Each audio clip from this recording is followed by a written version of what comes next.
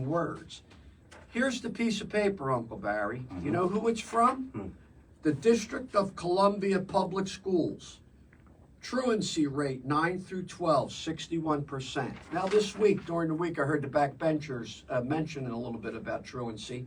But the point is, the information on this show is vetted. It's accurate. If we give opinions, we'll state them as opinions. Yes. And we want to have more of a pedagogic approach where we can all learn together, either to reinforce information that you already know or to give you a unique perspective that you don't get on TV. And as we know, the media today is a propaganda machine. Of course. But here, I want to circle back, Pete. I want to get back to the fact that these Israelis own that land. When I guess it was it 1946, 47, Pete? 48. 48, when obviously Israel became a nation. That would be disgraceful if I didn't know that. That the United Nations, when they gave Israel that land, 65% of that was desert. Think about how far they've come in regards to taking that property where they grow crops in the desert, for God's sakes. But I think it's very important for everybody to understand, because in light of all the marches that you see, people need to know that Israel is owned by Israelis.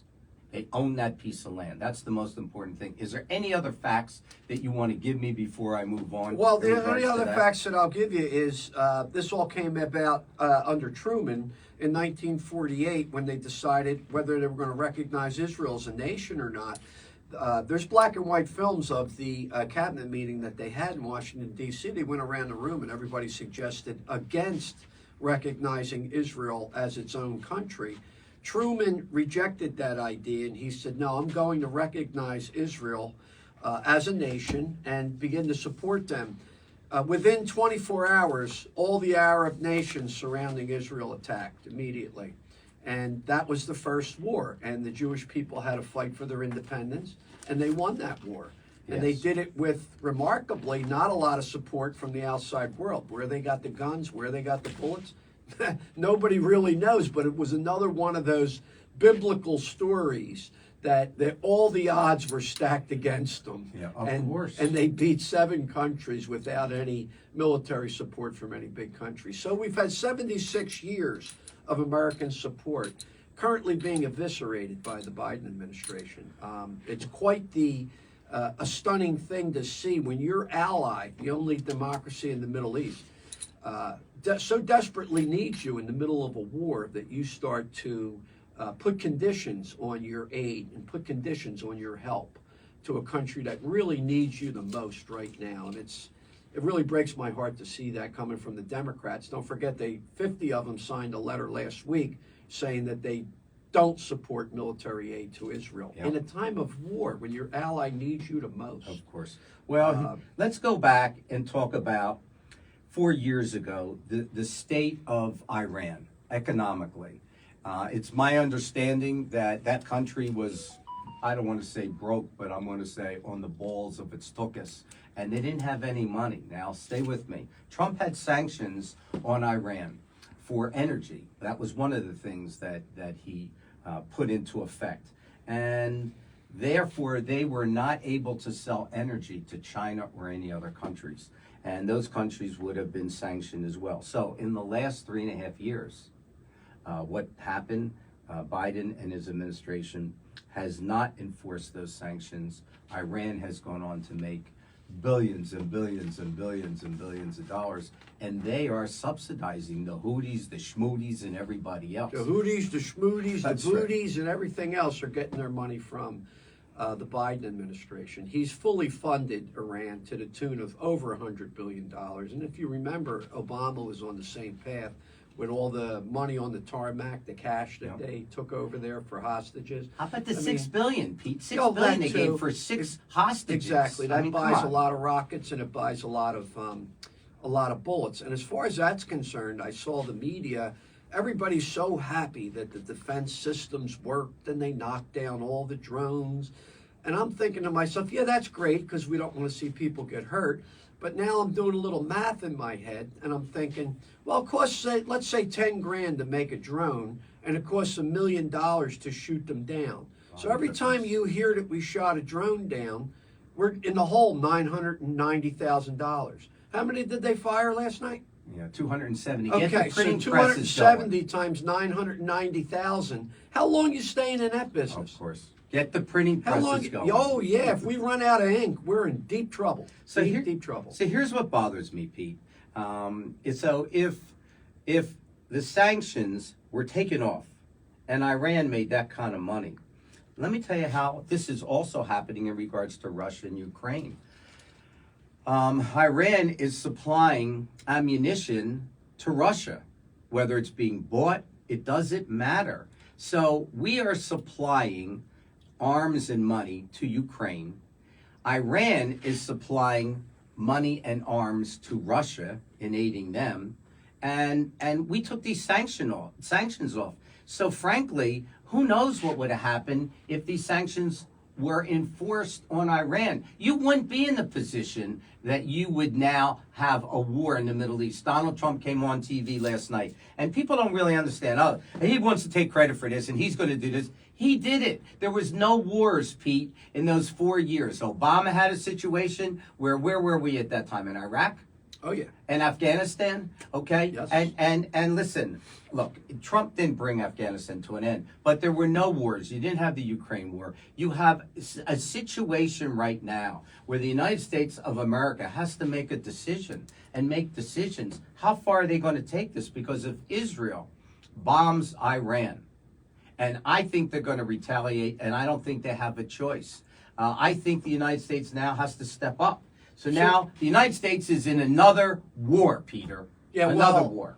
So you're telling me that the group that told us that Trump would bankrupt the country and get us in a world war have now bankrupted the country and gotten us into a world war? Is that what you're saying? That's exactly Now, if right. you talk, if you listen to this show, we have stated from the beginning, we give Iran the ability to make money. They make drones, give them to Russia.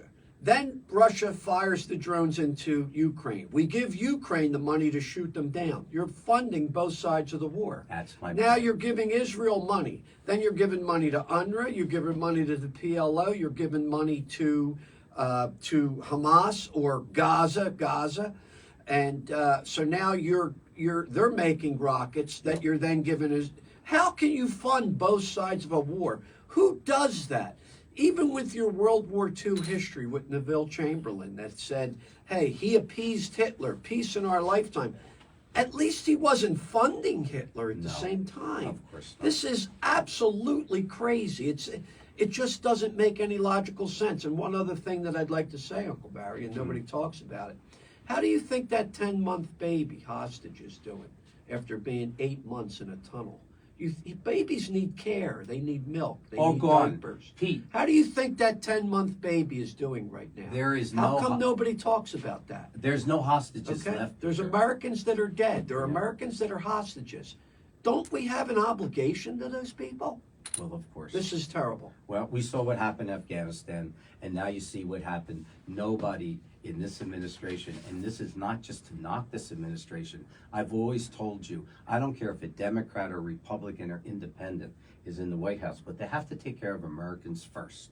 And Yeah. that's that. It's really crazy. It seems to me this is the perfect time for the speaker to step up and do a standalone Israel bill so we can smoke out all the anti-Semitic Democrats in the House. Make them vote on record. Are you for aid to Israel right now or not? Yep. If he had any gumption, which we can get into the Speaker Johnson later. I'm extremely disappointed about him. But if he had any gumption right now, it'd be a perfect time to put everybody on record. Are you in support of Israel or are you not? Yep, This I way, agree. the Jewish people in this country can say, hey, we're going to vote for our own destruction Yep. or we're going to vote for our own existence. Well, Let's put them on the record. right. You see Marjorie Greene is unhappy with the speaker, and I can understand why she's unhappy. Why can't we get money for our own border? I'm not interested in sending money all over the world unless we get some money for our own border. It's because we don't want to protect our Here's border. how it works, Uncle Barry. No bill can come up for a vote in the House of Representatives unless the Speaker puts it up for a vote. That's right. Okay? So I'm That's tired of hearing about, oh, well, we had to do this with Democratic votes. We had to do that with Democratic votes. I don't remember Pelosi ever having that issue. She didn't ever put a bill out on the floor, and she had a majority that was smaller than his. Yeah. Keep hearing about this, oh, well, we only have a couple votes. Pelosi had the same problem. How come she was able to do it? She didn't pass any. Right now, the Speaker is passing Pelosi's spending bill. That's absolute disgrace. And what he did on FISA this week, he was the deciding vote to allow the FBI, who's locking up his leader, to use warrantless spying against Americans, innocent Americans. Well, we're very very disappointing. Yeah, we're going to touch on this, but I just want to give you a little history, okay? Not that anybody should feel sorry for anybody. They have survived Pharaoh, survived the Greeks, survived the Romans, survived inquisitions of Spain, pogroms, I guess how you would say it, of Russia, survived Hitler, the Germans, Holocaust, arms of 7 Arab countries, survived Saddam, and now this, Peter. These people, meaning Israelis and Jews, have never lived in peace.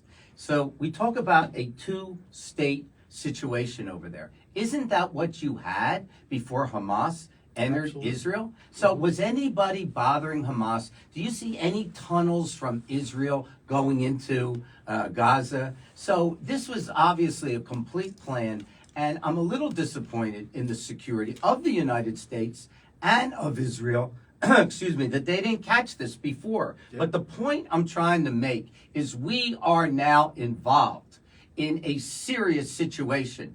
One wrong move, and you're going to have a major war, Peter. Do people really understand that? Does the Democrats, listen, we're a conservative radio station, so most of the people that are listening to our show know what's going on because they support and they're patrons of the United States. But there's so many Democrats that don't see what we see. I would love to have some of the Democrats listen to this show. I will never tell you who you should vote for. Everybody's situation is different.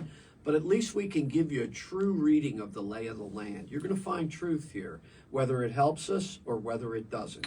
And as Dennis Prager always says, we know what they know, but they don't know what we know. That's because right. they don't hear it. It's not in the New York Times. It's not on CNN. Yeah.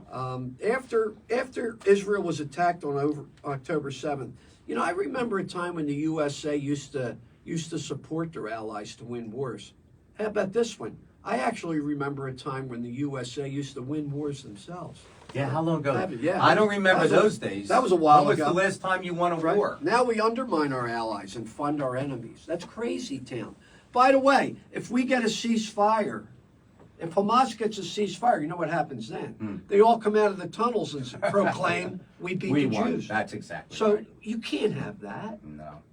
Anyway, I hear the music. There you go. Pete, looks like we're up against the break. Talk Radio 1210 WPHT in Philly. Doing a Philly thing. Thanks for listening. We'll see you on the other side of the break.